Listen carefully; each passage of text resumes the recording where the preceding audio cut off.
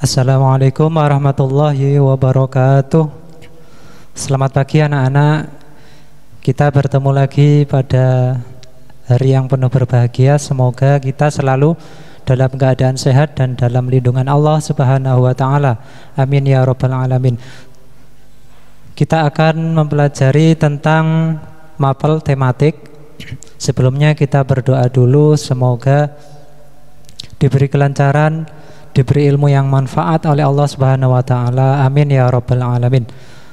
Al-Fatihah. A'udzubillahi minasyaitonir rajim. Bismillahirrahmanirrahim. Alhamdulillahirabbil alamin.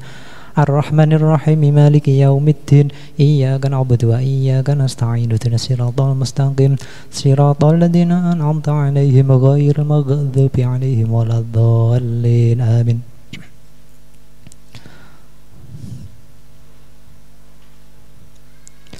Kita memasuki subtema 2, yaitu membahas tentang lingkungan dan manusia. Pada muatan IPA ini ada beberapa poin, yaitu aktivitas manusia untuk menjaga kesehatan organ gerak.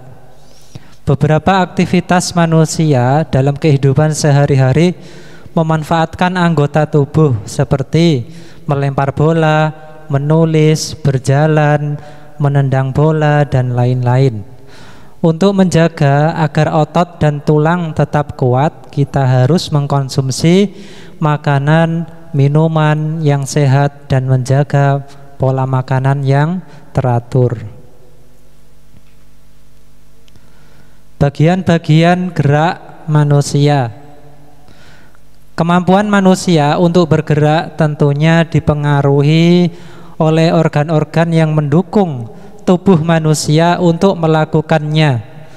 Kerjasama organ-organ tersebut dikenal dengan nama sistem gerak. Itu nama-nama organ yang terdapat pada manusia. Bentuknya sangat menakutkan ya. Tapi inilah kenyataannya bahwa kita memiliki organ berbentuk tulang. Ini nama-namanya sudah ada semuanya.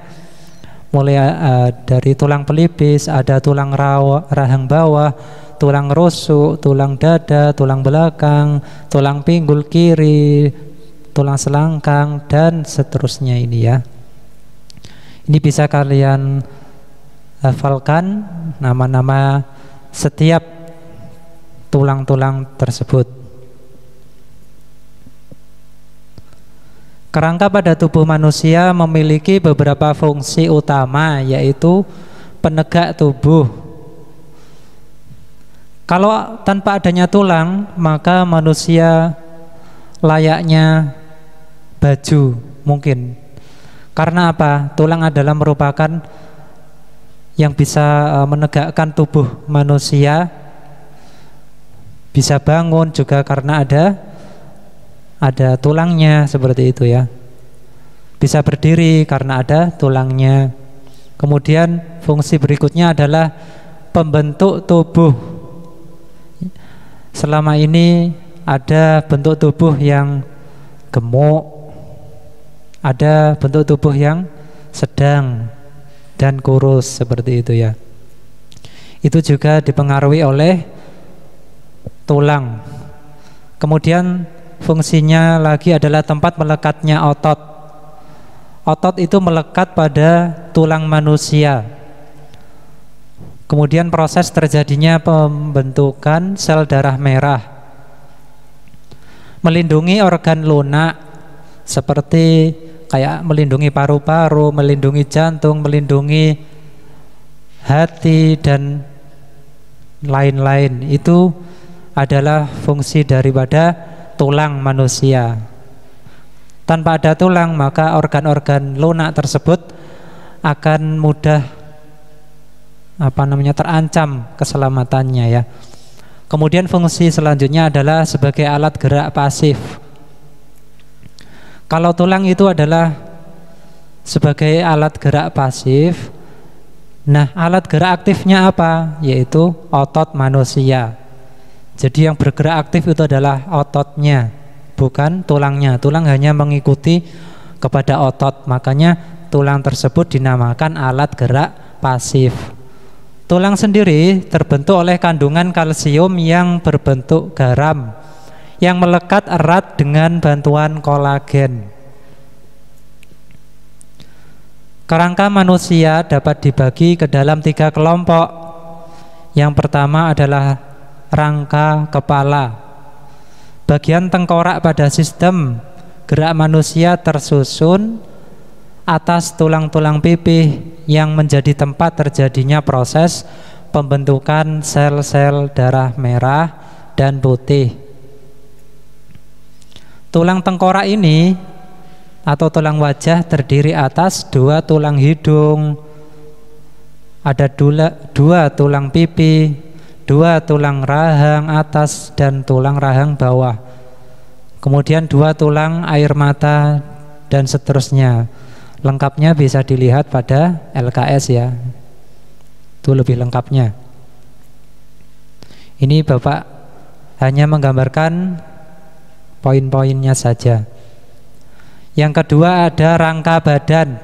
Rangka badan pada manusia dipisahkan ke dalam 5 kelompok, yaitu ruas-ruas tulang belakang, tulang rusuk, tulang dada, gelang bahu, dan gelang pinggul.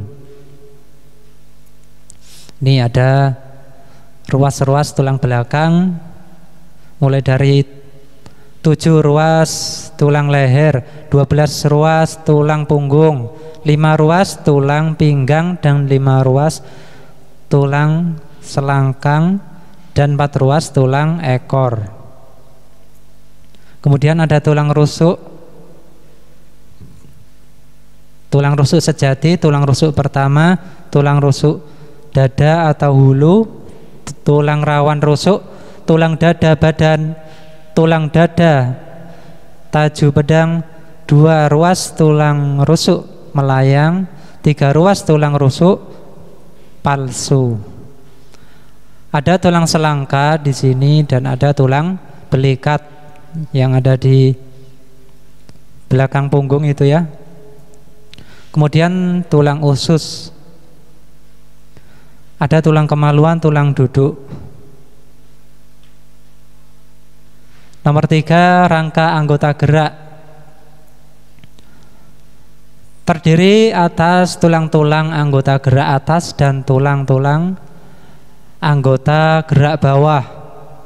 Kalau tulang anggota gerak atas, diantaranya ini yang ada di tangan manusia, yang ada di lengan manusia, ada tulang lengan atas, tulang hasta, tulang pengumpil, tulang pergelangan tangan, tulang jari tangan.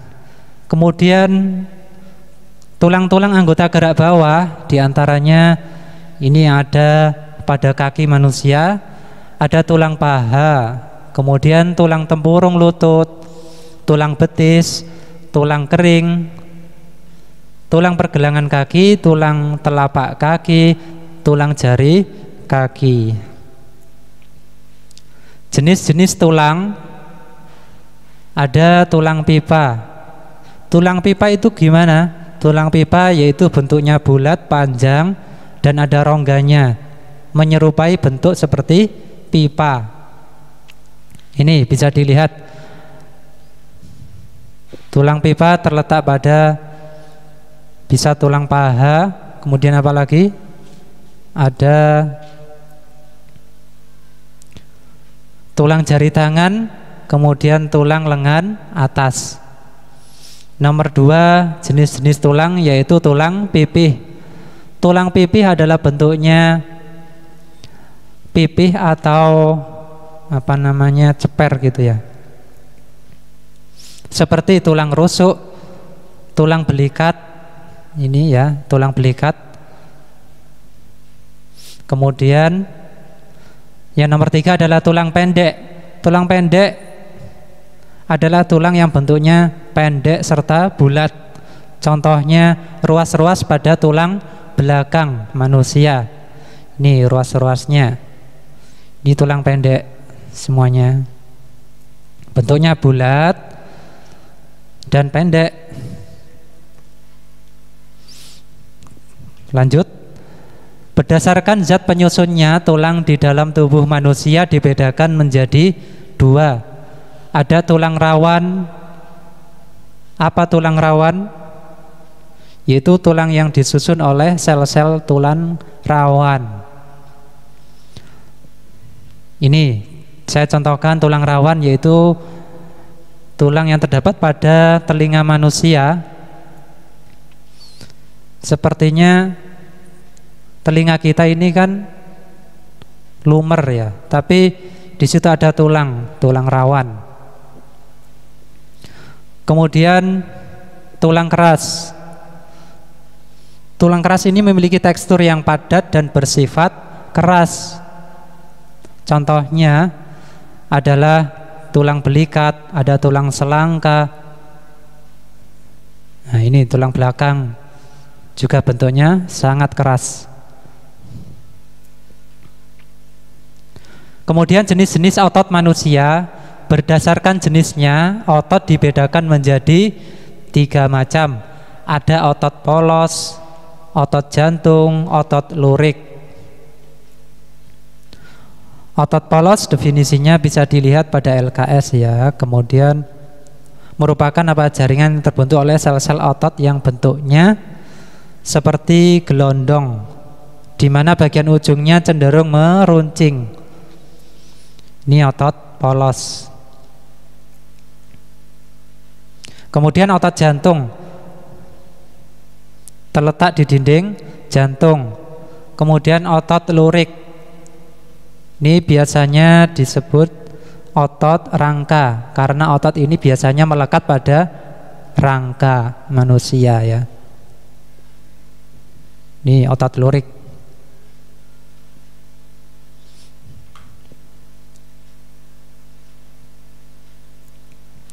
Gerak dan kerja otot. Macam-macam gerak otot pada manusia, ada gerak menekuk atau meluruskan.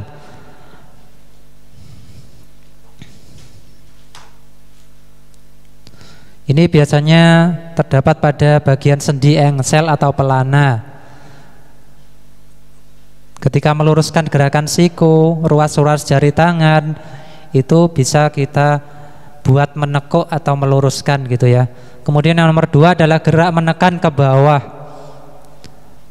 yaitu menggunakan bagian tubuh. Contohnya gerakan menghentakkan kaki, menekan benda menggunakan tangan, seperti itu ya. Kemudian tulang rahang bawah bergerak ke arah bawah, seperti apa?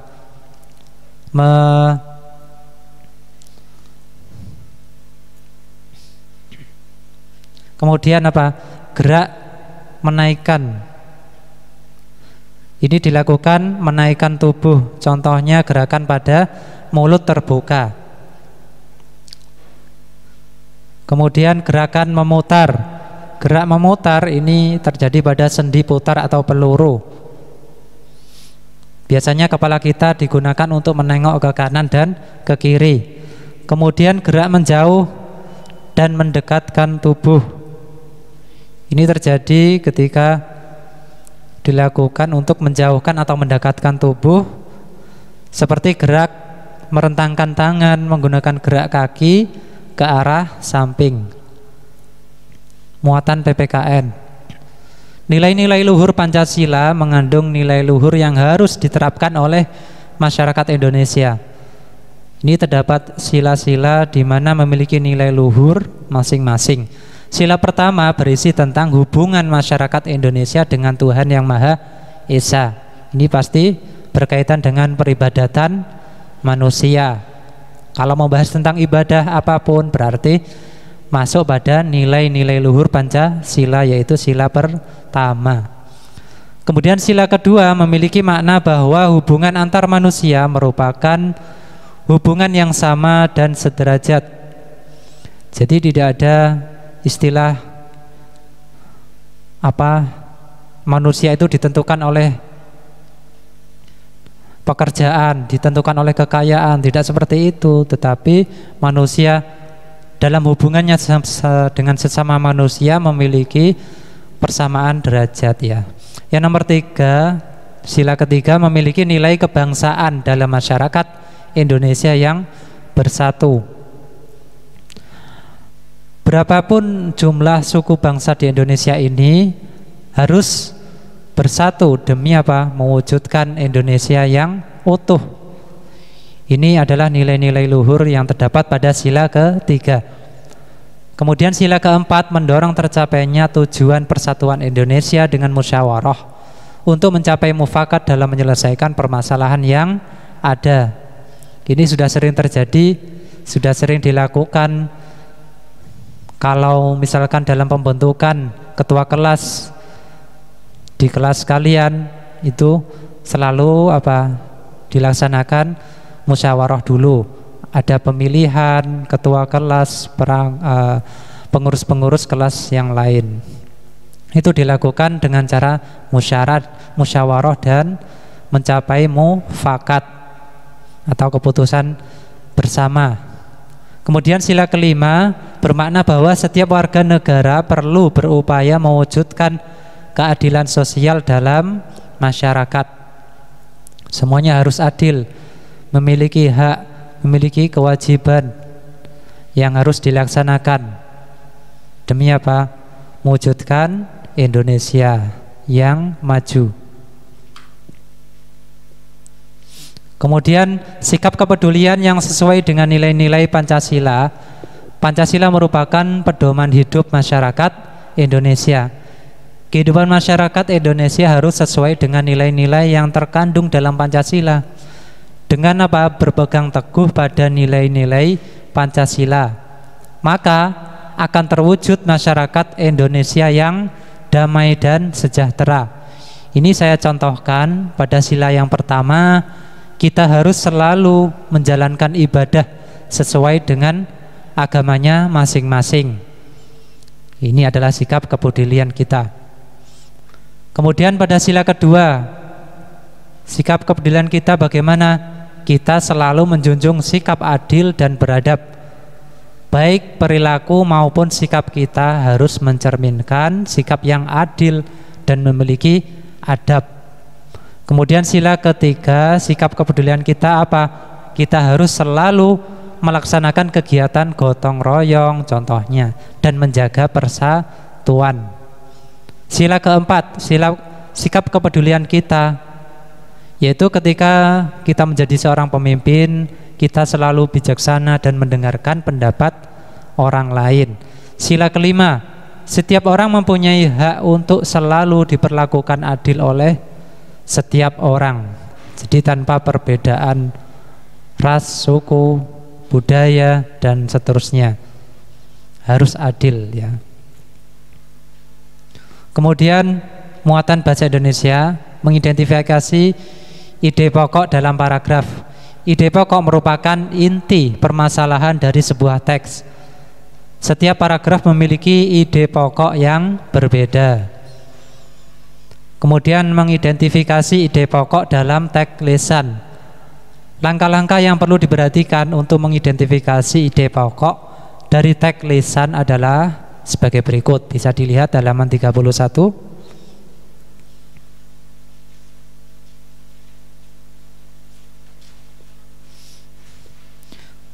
Itu bisa kalian baca pada halaman 31, yaitu ide pokok dari teks lisan, yaitu mendengarkan teks dengan sungguh-sungguh, kemudian mencatat peristiwa yang sedang dibicarakan di dalam teks, tentukan topik setiap kalimat, kemudian menentukan ide pokok dari teks lisan, kemudian tulislah setiap pokok dari teks yang didengar ke dalam tabel seperti itu. Kemudian menceritakan kembali isi teks berdasarkan ide pokok.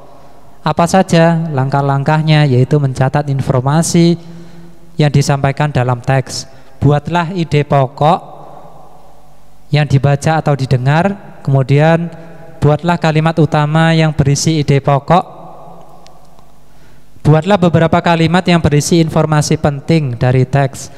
Kemudian perhatikan pemilihan kata saat membuat kalimat.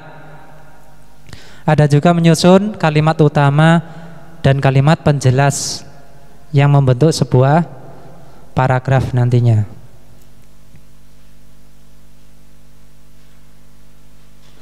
Muatan IPS ini membahas tentang potensi kekayaan alam Indonesia. Contoh sumber daya alam yang dihasilkan: cengkeh, kopi, durian, dan masih banyak lagi.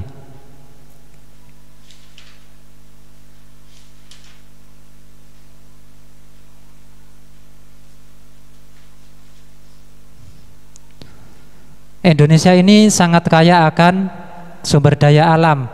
Kita sebagai manusia harus menjaga dan melestarikannya. Karena apa? Karena kemanfaatannya sungguh besar dan nantinya akan dipakai untuk manusia kembali. Maka dari itu perlu dijaga dan dilestarikan.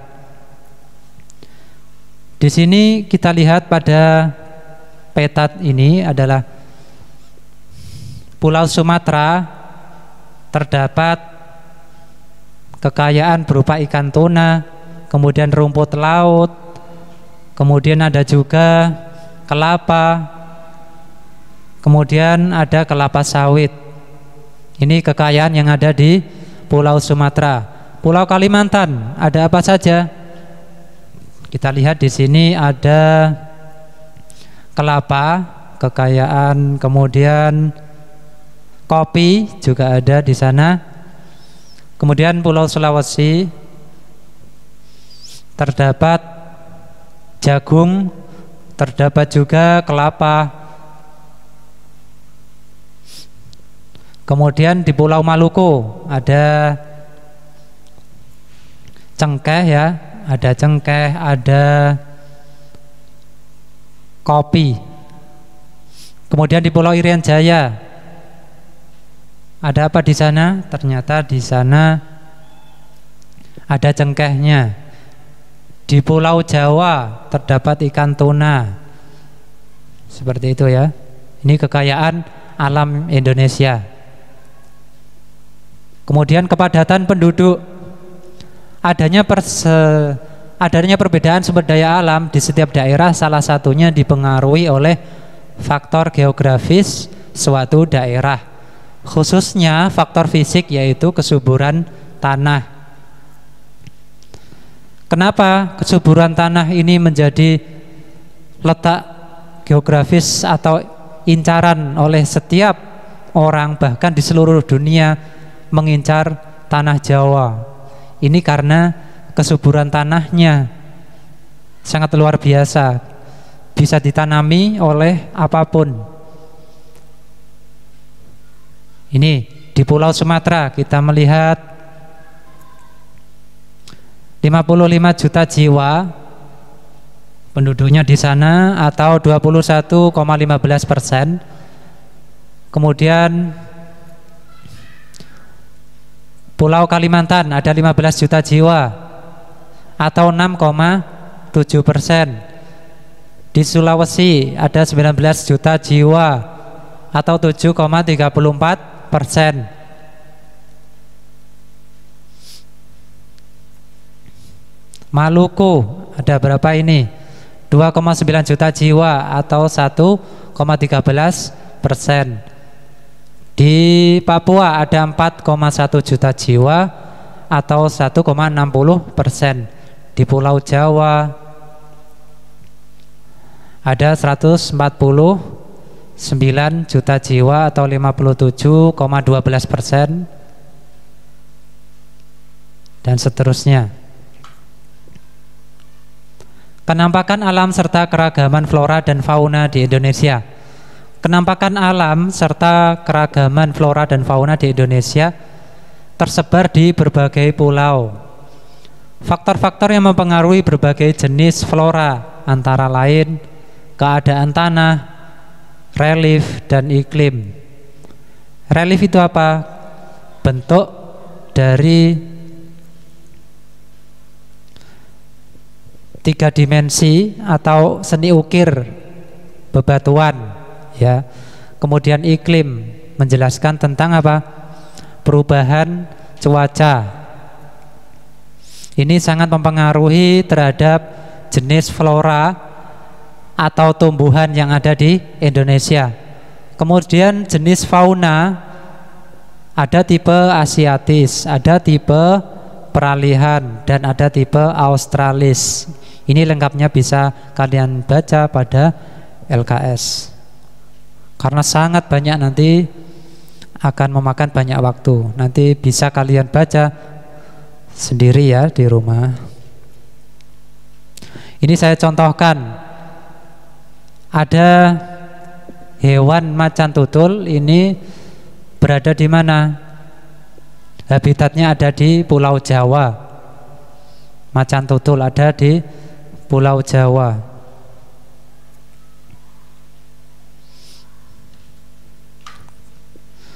Kemudian persebaran suku bangsa di Indonesia, sesungguhnya Indonesia adalah negara yang besar dan kaya, baik dari segi sumber daya alamnya maupun kebudayaannya. Ini dari Sumatera ya, pulaunya. Suku-suku yang ada di Sumatera, ada suku Aceh, suku Batak, suku Minangkabau, suku Melayu. Ini sudah saya rangkum, sangat jelas sekali ya. Kemudian suku-suku yang ada di Pulau Kalimantan, ada suku Kutai, suku Banjar, Berau, Bajau, Paser, dan seterusnya. Ini setiap pulau berbeda suku-sukunya, tapi tetap harus bersatu ya, tanpa ada perbedaan sedikit pun. Dengan bersatu Indonesia akan kuat.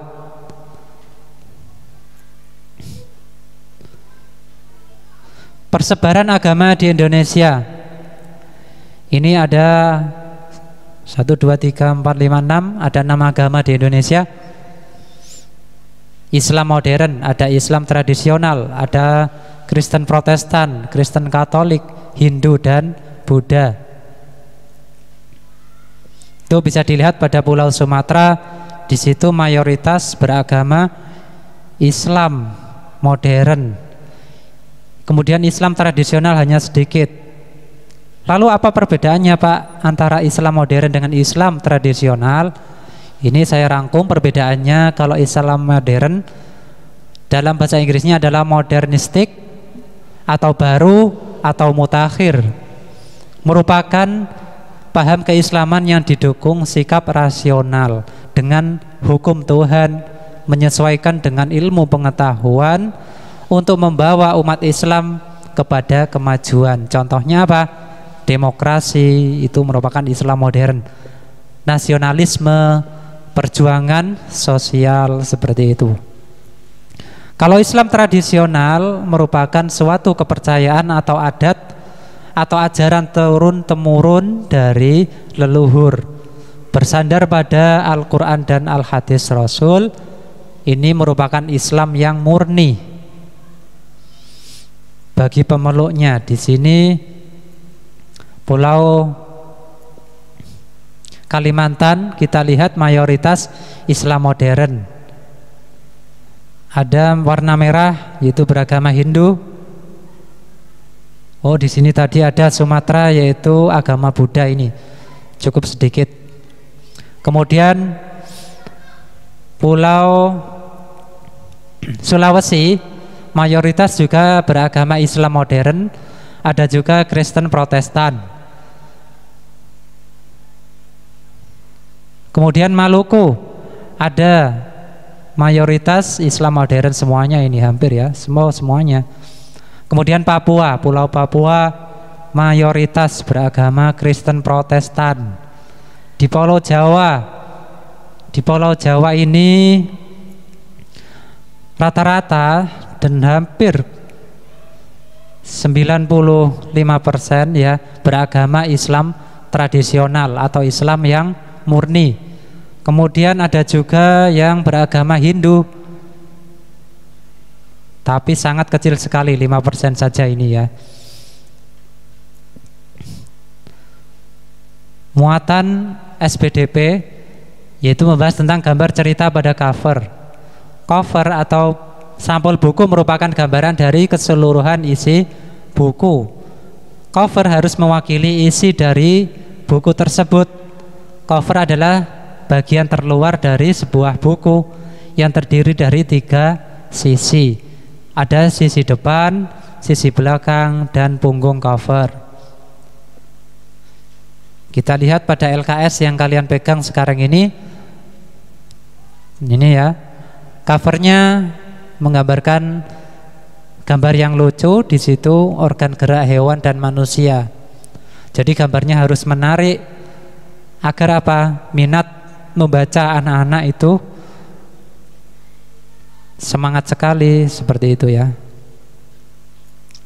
Ragam gambar pada ragam cover terbagi menjadi 2, yaitu berdasarkan kebutuhan buku dan tampilan desain. Ini yang mengolah adalah tim-tim yang mengerti tentang desain. Kemudian ini kerjakan soal-soal halaman berikut. Ada soal, ada tabel, kalian bisa kerjakan mulai halaman 27, 28, 30, 32, 34, 35, 36, 37, 38, 41 sampai 42. Ini sebetulnya tidak banyak, namun hanya diicir, diganggang gitu ya, seakan-akan banyak. Dan kalian bisa mengerjakan di sela-sela waktu senggang, misalkan sambil berkumpul keluarga atau sambil nonton TV, bisa kalian mengerjakan satu demi satu yang ada di halaman ini, agar apa? Tidak terasa berat ya. Nanti lama-lama akan selesai sendiri. Jadi harus semangat. Seperti ya, semoga sukses. Demikian ilmu pada kali ini yang kita pelajari, semoga bermanfaat bagi kita semuanya.